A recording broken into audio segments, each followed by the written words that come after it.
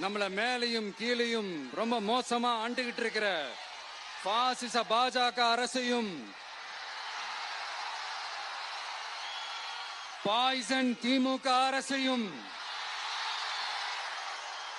கேள்வி கேட்கறதுக்காக வந்திருக்கிறேன்.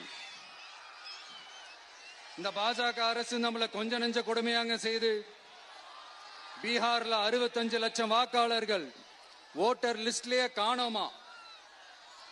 இது என்ன பெரிய விஷயம்? இதை தாண்டி இன்னொரு விஷயம் இருக்கு.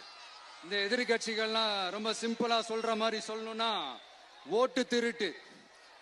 வீட்டு நம்பர் 0ன்னு போட்டெல்லாம் ஓட்டர் ஐடி கார்டு கொடுத்துருக்காங்கன்னா பாத்துக்காங்களேன். எவ்வளவு பெரிய ஒரு மோசமான வேலைகள்லாம் அவங்க செய்யறாங்கன்னு பாத்துக்கங்க. அடுத்து ஒன் நேஷன் ஒன் எலெக்ஷன், ஒரே நாடு ஒரே தேர்தல். 2029ல இவங்களோட ஆட்சி காலம் முடிய போகுதுன்றது எல்லாருக்குமே தெரிஞ்ச ஒரு விஷயம்தான். அதனால இந்த மாநில அரசுகள் எல்லாத்தையும் கலைச்சிட்டு எல்லாருக்கும் ஒட்டு மொத்தமா ஒரே நேரம்